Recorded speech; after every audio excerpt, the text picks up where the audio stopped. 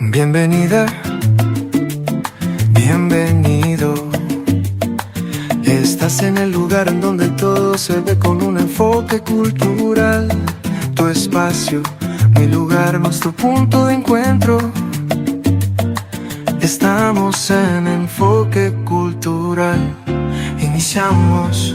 Escúchanos lunes, miércoles y viernes, de 12 a 1 de la tarde por la 97.9 FM, Radio Zacatecas, y en las redes del CISAR.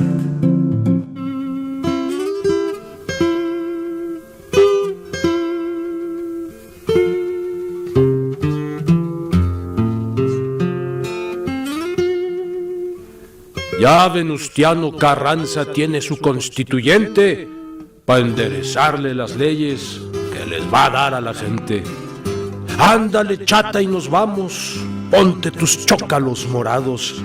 Vamos al Teatro Iturbide, verás a los diputados que hablan, se insultan y gritan, bajan y suben para arriba, y el que traga más pinoles quien tiene más saliva.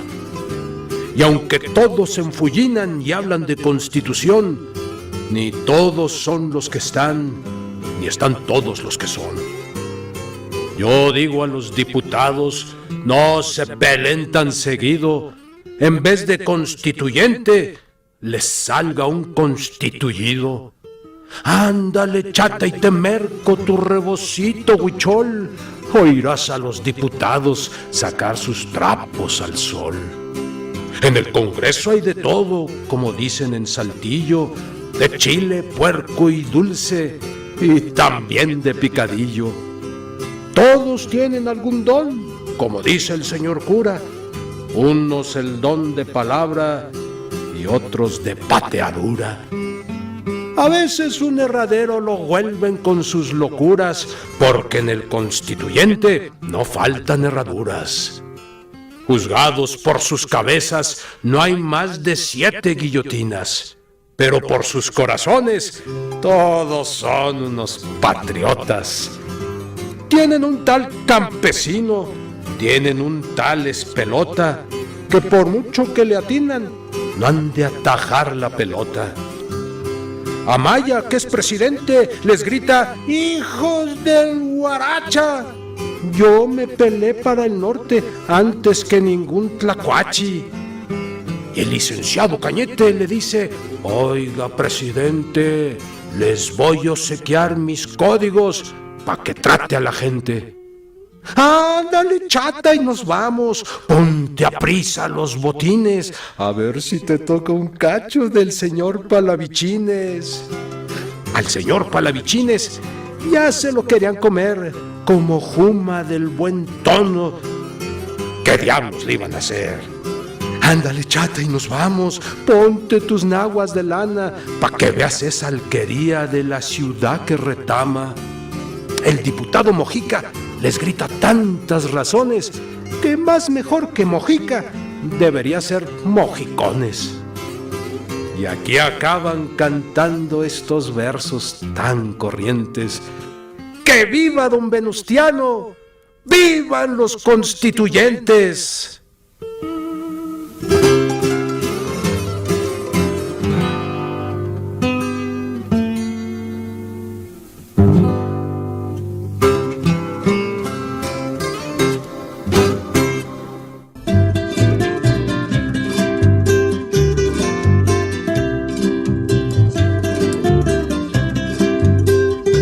La configuración de nuestra Constitución, tal como la conocemos, deviene de un proceso histórico que es resultado de demandas y revoluciones sociales. La Constitución Política de los Estados Unidos Mexicanos de 1917 está vigente y se conforma por 136 artículos. En ella se recogieron demandas de los grupos que se levantaron en armas durante la Revolución Mexicana de 1910. Además de incluir los derechos del hombre, se integraron los derechos sociales, se decretó la no reelección, se ratificó la soberanía y la organización federal, se instauró la libertad de culto y de expresión y la enseñanza laica y gratuita. Estos son algunos de los temas que vamos a conversar con nuestros invitados especiales de este día. Le agradezco muchísimo que nos acompañen los doctores José Enciso Contreras, Eduardo Jacobo Bernal y Óscar Cuevas Murillo. Bienvenidos, gracias por estar aquí. Gracias por la invitación. Muchas gracias por la invitación. ¿Qué les parece si ya entramos en contexto? Estamos conmemorando, recordando a nuestra Carta Magna y si pueden iniciar comentándonos cuál es el contexto social, político que propicia una reforma a la Constitución de 1857.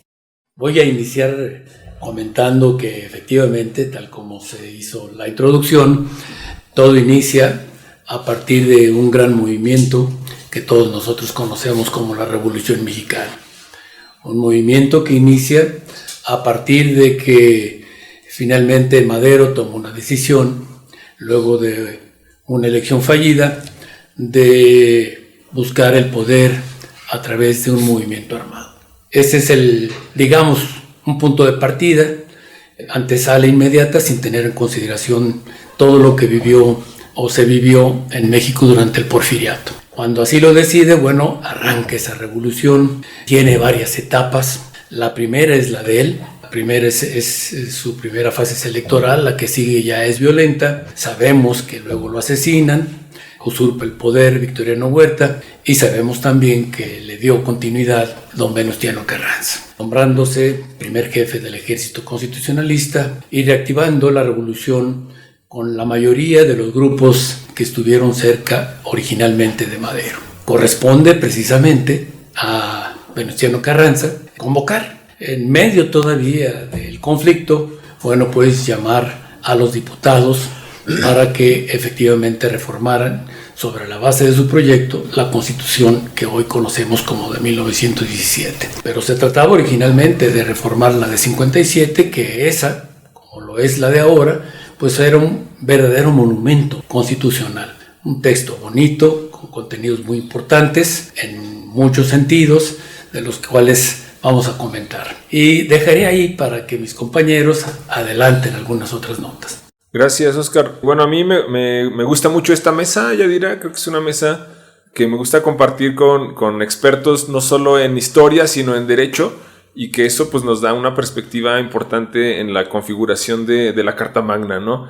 Yo nada más, bueno, quisiera empezar señalando que, voy un poquito más atrás, el siglo XIX, cuando México se convierte en nación independiente, está muy marcado por algo que los mismos habitantes, vamos a decir, habitantes de la época, llamaban el espíritu constitucionalista, ¿no? Que tiene que ver con que cada que se buscaba un nuevo proyecto de nación, pues había que hacer una nueva constitución, ¿no? Entonces era esa la idea. Tenemos la Constitución del 24, por supuesto, que cumplimos 200 años, también hay que señalarlo. Luego vamos a tener la Constitución del 36, la que marca el asunto centralista, las bases del 42, la Constitución del 57. Es decir, cada proyecto de nación tenía la idea de plasmarlo a través de una constitución. Y eso lo vamos a arrastrar. El siglo XIX, vamos a decir que es un siglo bastante amplio que concluye pues prácticamente con la Constitución del 17, ¿no? Y ahí arranca ya la modernidad mexicana, el siglo XX, ¿no?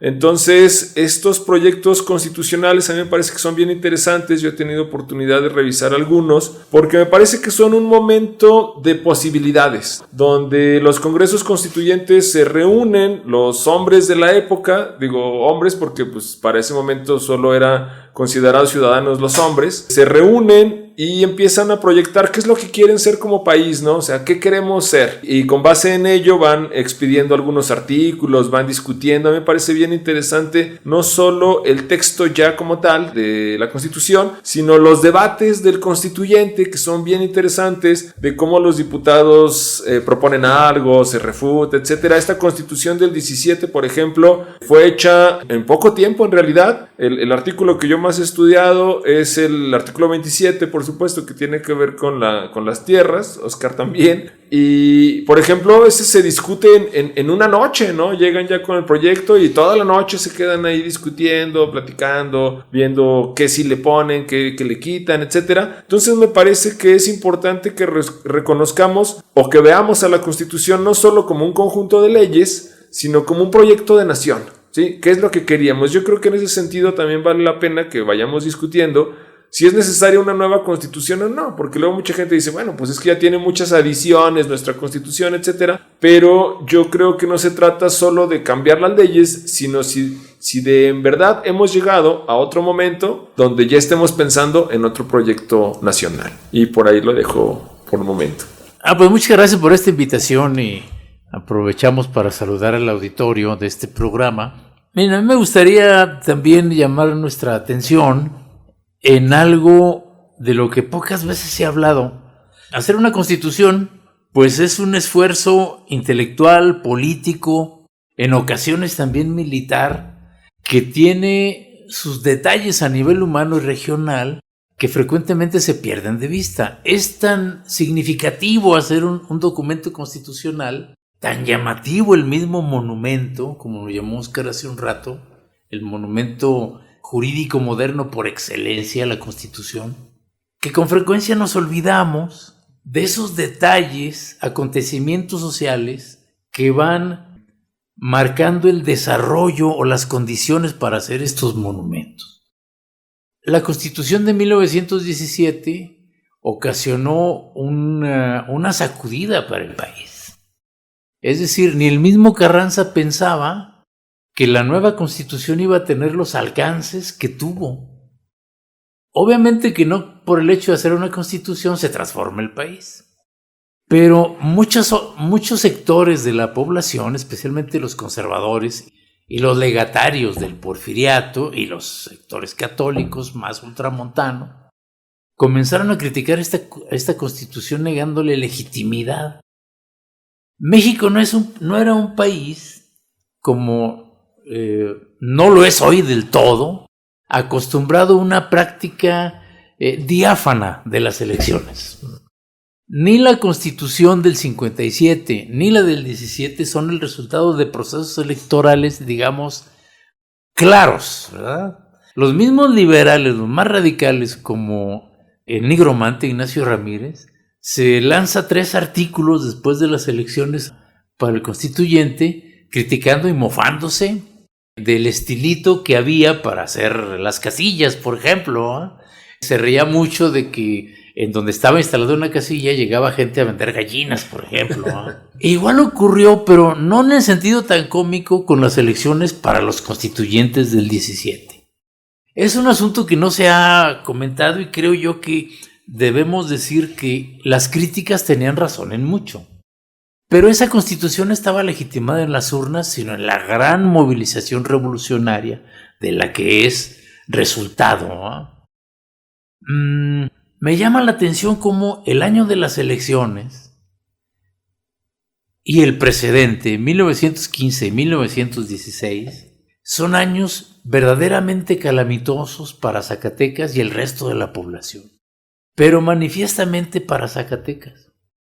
Es decir, en 1914 se tiene el antecedente de uno de los grandes procesos de destrucción urbana que sufrió la ciudad. Y no se destruyeron los edificios propiamente ni las calles, que también se afectaron, pero se destruyó el tejido social, económico y político. Era una ciudad prácticamente abandonada por sus habitantes. Los que pudieron irse antes de la batalla de 1914 lo hicieron y gustosos. Fueron las clases más pudientes. Esa fue la primera gran oleada de abandono de la ciudad. Huyeron hacia la Ciudad de México, a las ciudades vecinas o bien al vecino país del norte. Ya se habían ido también las comunidades extranjeras, los inversionistas, y la batalla de Zacatecas se encuentra la ciudad en un periodo de flaqueza. Las consecuencias de la guerra, sobre todo las sanitarias, provocan que esa despoblación avance en sentido alarmante. Es decir, se llegan a tener 15,000 habitantes en estas ciudades, según el conteo de 1918. 15,000 habitantes son muchos o pocos. La ciudad llegó a tener 50,000 en el principio del siglo. Entonces, una caída drástica, terrible. ¿Cómo esperar que la gente acudiera a las urnas en situaciones además de hambruna? Es decir, esto lo menciono porque cuesta un gran esfuerzo social y político hacer una constitución. Encima, como consecuencia de la batalla de Zacatecas, la gran epidemia de tifo. Los cálculos más conservadores acerca del nivel de la defunción de los zacatecanos el año de las elecciones es terrible, ¿verdad? Hay días en que mueren 100 personas. De por sí éramos pocos, ¿verdad? 15,000. Y se están muriendo en cantidades industriales.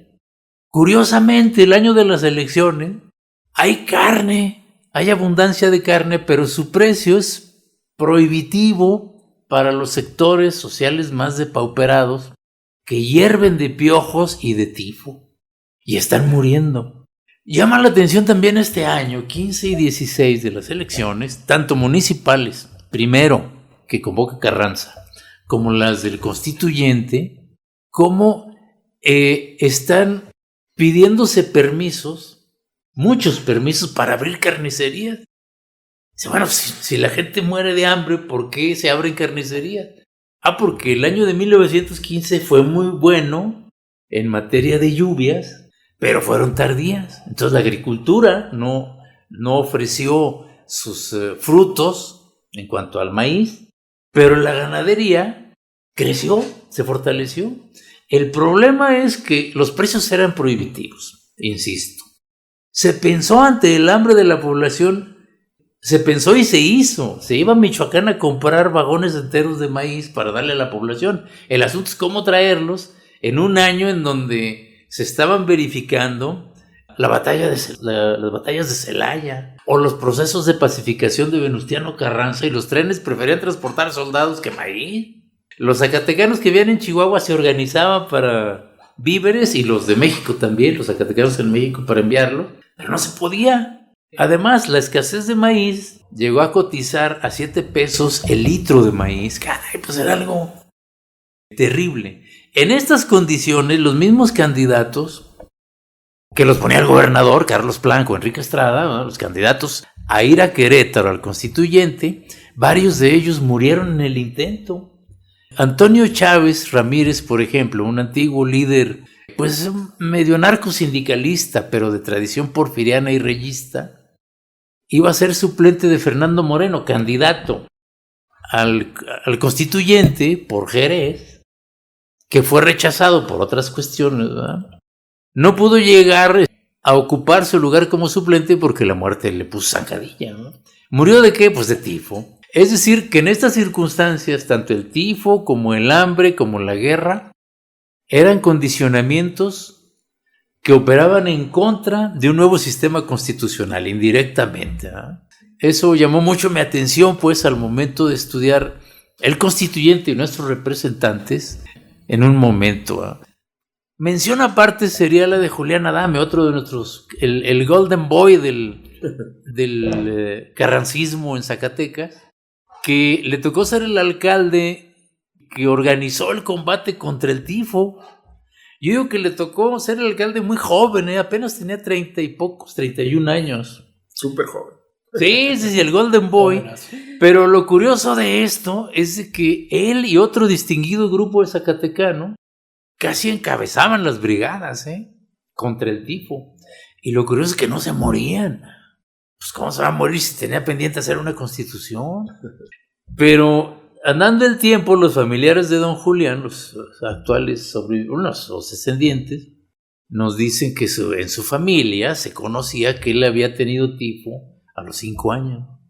Entonces era inmune, fíjense, el Golden Boy encima, inmune a ¿cómo se llama? Al tifo, y logra llegar, ¿verdad?, al constituyente y a desarrollar su labor, que sería también digna de comentarse. Bueno, yo lo dejaría aquí, ya creo que me fui de tiempo.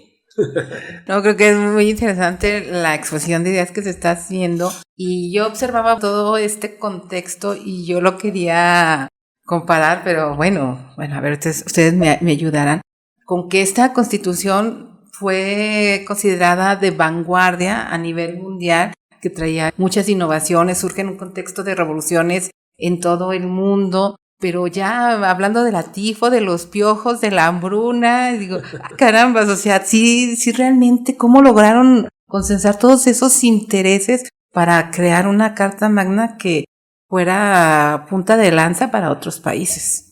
No, efectivamente, platicando de la Constitución, hay muchas cosas. Me llamó la atención, por ejemplo, el concepto de proyecto de nación.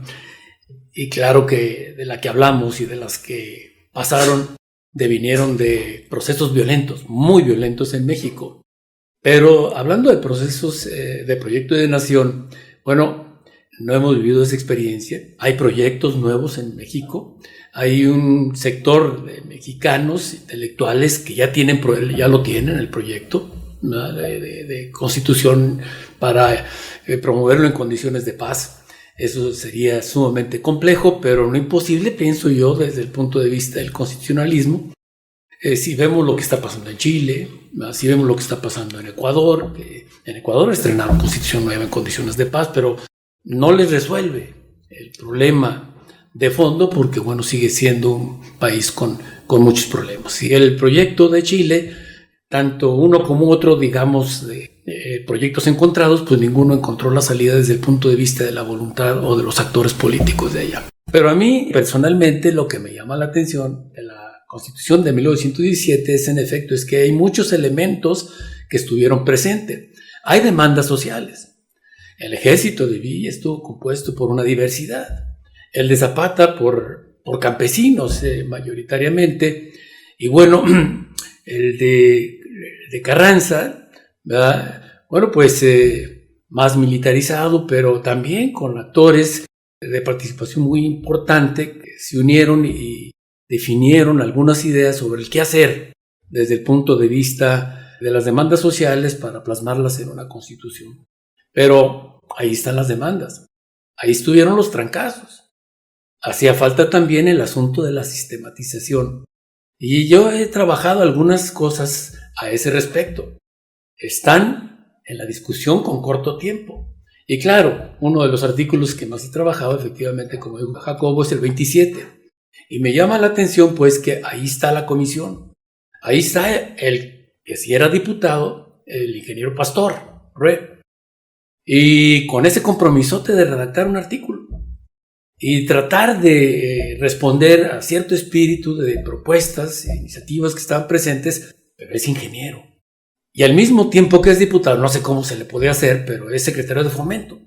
Y como secretario de Fomento tiene un personajazo que lo asesora, responsable real de la redacción del 27 constitucional, don Andrés Molina Enríquez, abogado, personaje que había escrito un libro, Los grandes problemas nacionales, en 1909, y que tenía muy claro el asunto en cuestiones de la tierra. Pero no solamente de la tierra, sino del contexto nacional y lo que se había vivido durante el porfiriato. No es antiporfirista, simplemente plantea los elementos que hicieron crisis en el campo mexicano durante el periodo del porfiriato. Ese personaje, al haber escrito ese libro, pues ya es reconocido como experto en materia de propiedad y de regulación. Y siendo asesor del ingeniero Pastor, pues el ingeniero Pastor, estando en medio de las discusiones de la Constitución, lo llama y le dice, pues aviéntese, don Andrés, el proyecto del artículo 27. Y don Andrés, nadie lo supo, pero luego se va investigando y se va aprendiendo, primero que no hizo más que sacar un apartado de los capítulos de su libro, llevarlo a texto y proponerlo como proyecto. Claro, con las modificaciones y la idea. Por eso el artículo 27 es un articulote, es un ensayito, ¿verdad? Por eso está grandote el artículo 27 constitucional, porque escribe, trata de todas sus ideas plasmarlas, concentrarlas, resumirlas en ese proyecto. El diputado Pastor le niega su valor y dice, bueno, sí nos preparó un proyecto, pero al final el proyecto que terminamos presentando no es. Cuando uno ve el que presentó y lo que terminaron haciendo, realmente están las ideas de don Andrés Molina Enríquez. Ideas tan centrales como a quién pertenece la tierra, las aguas, y el concepto de nación. Pertenece a la nación. Sin ese concepto y la redacción que tuvo, por eso la gran discusión durante el gobierno del presidente Enrique Peña Nieto, nunca se hubiera podido hablar de nacionalizaciones y expropiaciones como luego lo llevó a cabo, gracias a ese texto constitucional, el presidente Lázaro Cárdenas. No se hubiera podido hablar de Pemex. no se hubiera podido hablar de Comisión Federal de Electricidad en los términos que fue quedando a partir de la redacción que tuvo el artículo 27 constitucional. El otro de los elementos que a mí me gusta mucho comentar también es que efectivamente, si bien es cierto, escribe ese libro don Andrés es el resultado de un pensamiento de su época. Está presente el positivismo, está presente el evolucionismo, y su idea de nación tiene mucho que ver con Darwin. Entonces hay muchos elementos, pero no solamente de pensamiento extranjero, también tiene un pensamiento mexicano, y es otro de los personajazos que tiene mucho que ver con el artículo 27 constitucional y que es de mis saltones, que se llama Huistano Luis Orozco. Porque don Andrés plasma sus ideas, pero muy rescatadas de aquel otro abogado que, dicho sea de paso, litigó, ejerció su profesión y tomó los ejemplos para escribir también una gran obra aquí mismo en Zacatecas. Sí, y tenía su despacho. Y tenía su despacho. Enfrente al obispado. Tenía su despacho. Y escribió Legislación y Jurisprudencia sobre Terrenos Baldíos, en donde plasmó algunas de las ideas que retoma. Yo le voy a dejar ahí porque si le sigo ya metido en lo mío, pues voy a ser inmensamente feliz. Sí, yo creo que es bien importante esto que está señalando Oscar de la Constitución, porque yo creo que para estudiar la Constitución tenemos que hacerlo no solo pues en el papel, sino en su aplicación práctica. Creo que eso es bien importante. La Constitución del 57, por ejemplo, la de Benito Juárez y sus amigos, tenía un sentido, pero a la hora de la aplicación se va por otro lado, ¿no? Digo, regresando como al tema de las tierras, dice, no, pues la desamortización de bienes de manos muertas para que sea más productivo, pero eso en realidad no logra un campo más productivo, sino logra que haya acaparamiento de las tierras, ¿no? La aplicación no fue como la pensaron los constituyentes.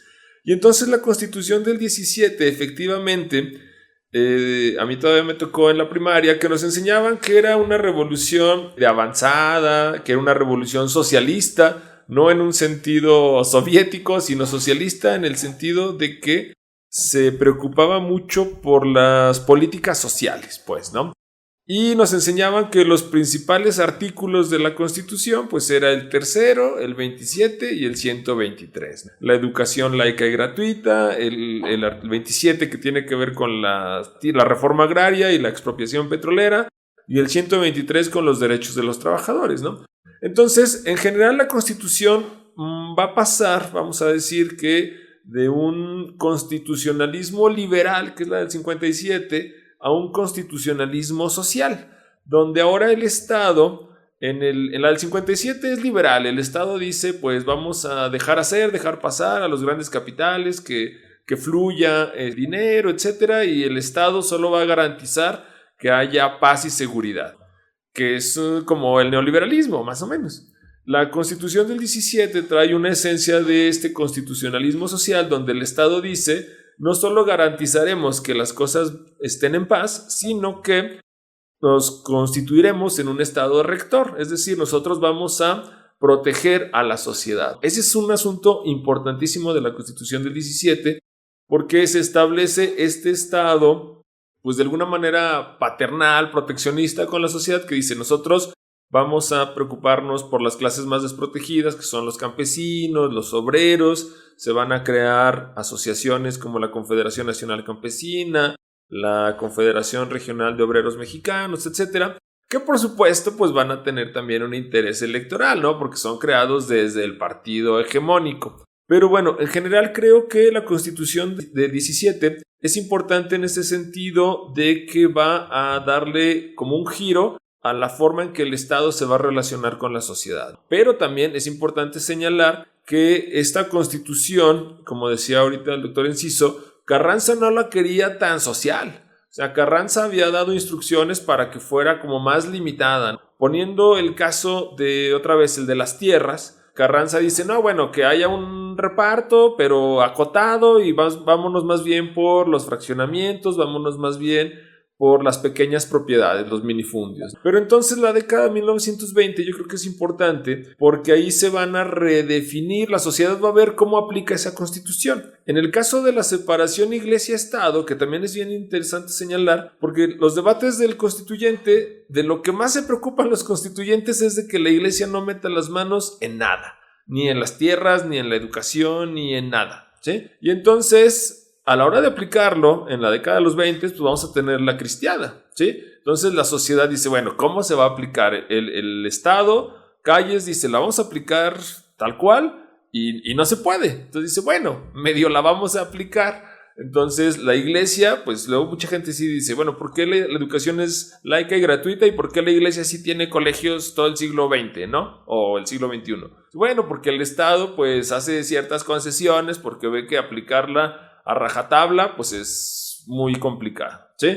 El artículo 27, por ejemplo, dice Obregón y Calles, no, pues ya hay que acabar con el reparto agrario, y la sociedad dice, no, o sea, necesitamos más tierras. Entonces, por ejemplo, nada más para ir cerrando esta idea de cómo la sociedad obliga a la Constitución a modificarse o a abrirse a través de reglamentos y leyes secundarias. En el artículo 27, por ningún lado aparece la palabra ejidos, por ejemplo, ¿sí? Y entonces va a ser en estas leyes reglamentarias de la década de los 20 donde los ejidos empiezan a meterse, ¿sí? Pero la Constitución como tal no había planteado esa posibilidad. Entonces yo creo que es fundamental entender que el texto constitucional por sí solo, pues al final de cuentas sí puede estar muy bien escrito, sí puede tener las mejores de las intenciones, pero que no podemos estudiarlo como algo separado. Tenemos que estudiarlo o comprenderlo como un texto bajo el cual la sociedad se adapta, con el cual discute, con el cual sí está de acuerdo, o decide ignorarlo, o decide violar ciertas partes de la Constitución, etcétera, ¿no? Entonces yo creo que es interesante ver cómo, tras todos estos años, pues la Constitución es un texto que es un referente, pero que los mexicanos le damos la vuelta, lo interpretamos de otra manera, decimos, bueno, sí hago caso, pero no más poquito, etcétera, ¿no? Entonces yo creo que es importante en ese sentido regresar a la Constitución. Yo creo que sí tendría que ser un texto que se debería de estudiar o de revisar desde la primaria para que seamos conscientes de que existe un marco normativo y ver hasta dónde podemos acoplarnos o regirnos bajo tal. Ese sería. A ver, yo sí creo que es necesario acotar varias cosas. Miren, la primera sería el referente obligado de la revolución carrancista, del proyecto carrancista, fue la antigua Constitución del 57, porque le dio flojera hacer una nueva. No, la Constitución del 57 es un documento que ha mantenido hasta la fecha un gran prestigio por las condiciones en que se fraguó en el 57. Por las condiciones en que se defendió. A lo mejor nadie la conocía de los que la defendieron en la Guerra de 3 años, y menos en la intervención. Ya se darían tiempo de estudiarla y de irla modificando. Pero como fue la bandera del nacionalismo mexicano decimonónico, no se podía renunciar a esa herencia política ni jurídica. Por otro lado, era la Constitución más bien hecha en términos modernos. Desde Apatzingán, que son documentos venerables, la del 24, las 7 leyes partidas tampoco, las bases constitucionales menos, pero la del 57 sí contó con ese prestigio. Fueron por lo menos un año, más de un año, las reuniones del Congreso para hacerla. Con sus asegúnes, pero tuvieron tiempo, no los 2 meses en que se aventaron la del 17. No era flojera pues la de Carranza. Dice, ¿para qué nos esforzamos en hacer otras? Y ya está. No, era defender el prestigio. ¿Cómo se llamaba la segunda parte de la revolución constitucionalista? No porque se planteara hacer una nueva, sino porque se reclamaba la vigencia de la anterior. Es decir, ¿cómo llega la imagen de la Constitución del 57 ante los constituyentes? Igual de resplandeciente. Si uno ve ambos documentos, se parecen mucho, salvo la cuestión social, que no está bien a bien definida. No era su tiempo, pues, la de la cuestión del 57. Lo que estamos hoy viviendo es, una constitución social sobre la base de esa constitución liberal. El apartado de derechos del hombre original, no el de hoy, ¿verdad? Bueno, el de hoy incluso también materialmente es aquel. ¿Era consciente Carranza de las reformas sociales? Claro que sí, ¿verdad? Claro que sí. Se anticipó en mucho.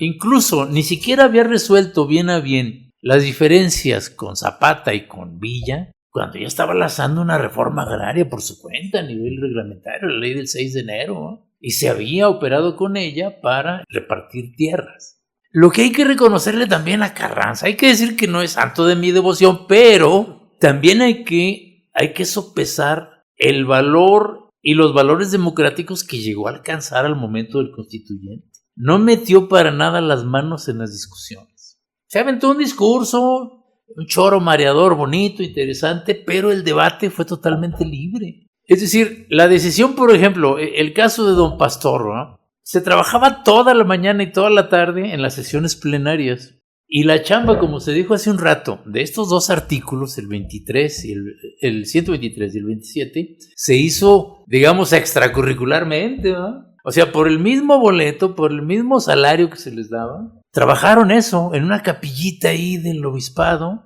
Se metían a trabajar como voluntarios. Estaba Don Pastor y su equipo, pues, lo de siempre, ¿va? El secretario del trabajo de la época y sus asesores. Estaba don Andrés Molina, estaban... Y los que quisieron pegarse, entre otros, don Julián Adames Zacatecano, que él decía, me dice mi padre que lo conoce, o que él había hecho casi el artículo, ¿no? Cuando ya tenía 85 años, decía, que el artículo yo me lo chingué. Pero realmente las constancias documentales y las memorias, los comentarios de don Pastor, hace génesis de los artículos 23, 123 y 127, ahí pone cada quien en su lugar, y don Julián pues era un chavo entusiasta, ¿no? Que después brilló un momento en los debates, pero no precisamente en este asunto. Bueno, hicieron pues por aparte estos proyectos porque sabían, a diferencia, o por lo menos intuían, no en el sentido carrancista, sino social, que debían incluirse estos apartados, que iba a ser en vano toda la revolución, varias fases de la Revolución Mexicana, si no cristalizaban en estas bases. Ahora, eso por un lado. Por otro, no es conveniente relativizar en extremo la esencia que en el sistema jurídico de cualquier país tiene una constitución. Claro que puede interpretarse, ¿no? Hay interpretaciones de muchos tipos. Los académicos pueden decir misa, ¿no? Interpretar por aquí, interpretar por allá, lo hubiéramos hecho aquí, en las facultades de Derecho. Yo conocí profesores de Constitucional, no digo quién porque se enoja mi compadre, padre Juan Manuel. Se le pueden ocurrir ideas brillantes en clase, ¿no? Interpretar, puede decir misa, los constitucionalistas. Pero la interpretación jurisprudencial, esa es la importante, y la definitoria. Una constitución no está puesta a ver si se obedece o no. Es la cúspide del sistema normativo. ¿Qué hace una constitución? ¿Cómo define una constitución a un sistema político? Pues como constitucional e históricamente como el Estado moderno. ¿Cuál es el Estado moderno? El Estado de Derecho. Es decir, aquel que solamente puede hacer lo que la ley le permite u ordena. Y decía el maestro Uriel Márquez, pero solo lo que la ley le permite u ordena.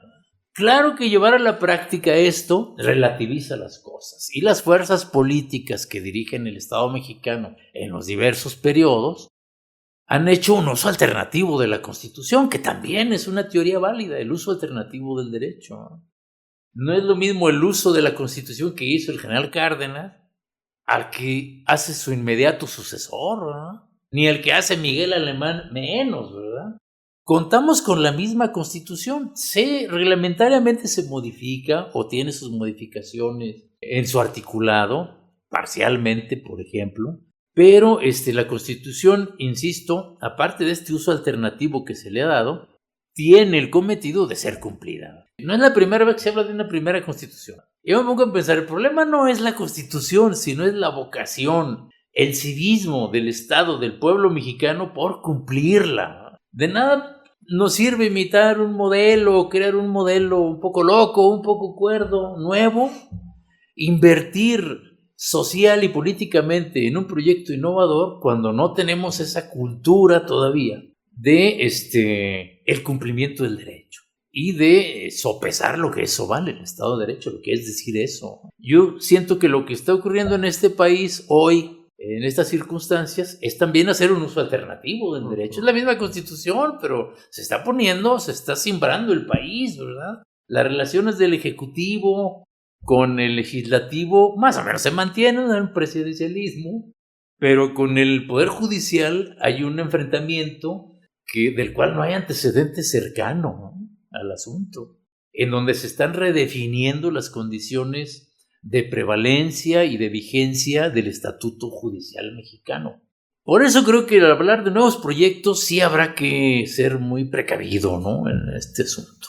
Yo quiero aprovechar para agradecerle a la doctora Mariana Terán Fuentes, quien los recomendó ampliamente para que participaran dentro de esta mesa de análisis. Doctora, muchísimas gracias, y recordarles que estamos escuchando al doctor José Enciso Contreras, Eduardo Jacobo Bernal y Óscar Cuevas Murillo, nuestros especialistas que nos están ayudando a comprender la Constitución de 1917. Maestro, nos escuchamos. Gracias, doctora, por proponernos. Seguimos siendo el cuerpo académico más chidote. Bueno, tenemos un agregado que es mi compadre Pepe Enciso. Muchas gracias. Yo quisiera hacer los siguientes comentarios. Hace algún tiempo estaba en la víspera la reforma del presidente Enrique Peña Nieto en materia con respecto al artículo 27 constitucional, y había pasado desde los 90, bueno, pues la enorme reforma también que ya había llevado el presidente Carlos Salinas de Gortari. Había sido invitado a participar en un evento académico fuera del país, por allá en Estados Unidos, y por ahí en la Universidad de Wisconsin un profesor levanta la mano y me pregunta, después de haber hecho una evaluación con motivo de la Revolución Mexicana y la Constitución, y me dice, bueno, y al final, ¿fue provechosa la reforma agraria? ¿Valió la pena el artículo 27 constitucional? La verdad no esperaba esa pregunta, pero la interpreté como lo que estaba sucediendo, porque en los 90 la reforma del presidente Carlos Salinas de Gortari, cuando reforma el 27 y promueve la nueva ley agraria, el discurso oficial, contrario a lo que había establecido la Constitución, contrario totalmente a la Constitución por aquello de cómo se utiliza la Constitución, decía que la reforma agraria había fracasado y que no había tierras que repartir, simple y llanamente. Ese era el discurso en ese momento. Derivado de aquello, cuando el presidente Enrique Peña Nieto continúa, bueno, pues atrae nuevamente la discusión del artículo 27 constitucional. Yo respondí en aquel entonces que, por supuesto, había traído consecuencias muy importantes, que la distribución de la tierra que teníamos en ese momento distaba mucho de ser la distribución de la tierra que tuvimos durante el Porfiriato, que estas eran las condiciones, etcétera, etcétera. Es decir, se platicaron muchas cosas al respecto, pero atrae nuevamente mi atención lo que estaba sucediendo en ese momento con la reforma, porque ese proyecto constitucional pues daba y quita. Ese es el pacto, pues, al final de cuentas, que contiene una constitución. Y en ese momento, pues el artículo 27 constitucional, me refiero al momento del presidente Enrique Peña Nieto, estorba como está redactado, porque el solo hecho de afirmar que las tierras y aguas y lo que está en el subsuelo le pertenece a la nación, pues dio precisamente en materia económica para la constitución de lo que al cabo del tiempo se convirtió en las empresas paraestatales. Pero bajo esa redacción era imposible pensar en el proyecto distinto al de la revolución que tenía el presidente Enrique Peña Nieto, porque este otro proyecto no le interesa la cuestión social, o le interesa muy poco. Yo digo que no le interesa, y no le interesa que de lo que se trataba, tanto en el proyecto del presidente Salinas, en el sentido de reprivatizar el ejido, acá de lo que se trataba era de privatizar las empresas y ya de cerrar con broche de oro todo ese proceso que había iniciado con el presidente Salinas al momento de buscar los canales para privatizar Pemex y privatizar Comisión Federal de Electricidad, que era lo que quedaba importante desde el punto de vista del proceso privatizador que había iniciado el presidente Carlos Salinas. Pero ahí están los elementos de discusión y son situaciones que permean y van expresándose en un determinado tipo de nación. Hoy por hoy yo estoy de acuerdo, y es un viejo discurso de izquierda que me encanta de corazón, dicho sea de paso, el asunto del uso alternativo del derecho, porque efectivamente frente a aquello hoy se plantea una realidad que entra en la discusión añeja, pero muy vigente en estos momentos, en el sentido de si el Estado debe o no participar. Y la corriente última que ha venido gobernando nuestro país y que se difundió a nivel global, por eso globalización, sostiene que de ninguna manera el Estado debe participar. Pero el proyecto original de constitución que tuvimos es de la Constitución del 17, tal como nos la alegaron el constituyente 16-17, es todo lo contrario. Generó las condiciones para que el Estado tuviera un papel determinante. Y entonces ahí está la discusión hoy. Quienes hoy se oponen, por ejemplo, a quien ahora gobierna este país, es de esa corriente que en lo general pudiésemos nosotros decir, consideran que Estado no. Quieres un hospital, debe ser privado. Quieres una escuela, debe ser privado. Quieres la tierra, debe ser privada. Entonces, ¿qué es lo que hay que hacer? Y esos son los choques para lo que da. Se busca, yo les digo a mis alumnos, como juristas no debemos asustarnos en términos de las reformas. Andamos arriba de 500 reformas en la Constitución de 1917. ¿Qué es lo que asusta hoy? El presidente Enrique Peña Nieto metió, luego de la reforma del 27, promulgó, espero no equivocarme, 9 leyes nuevas y reformó 12. Yo les digo, pero las que lleva, a propósito del asunto de la legalidad y de esa confrontación con el Poder Judicial, han chocado inéditamente con problemas de inconstitucionalidad. Hay un gran debate hoy por hoy, y eso es lo bonito, pues, desde el punto de vista de lo que representa un proyecto y lo que esta Constitución representa para mí. Yo también soy de la idea de que ciertamente la Constitución, con todas las reformas que tiene, ni tantito representa el proyecto original de nación que se previó. Pero, no obstante, esa Constitución, bajo un principio de ir determinando sobre la base del mismo texto el rumbo que queremos para este país, no necesita de un proyecto nuevo. Con ese podemos caminar. Cerraría yo con eso.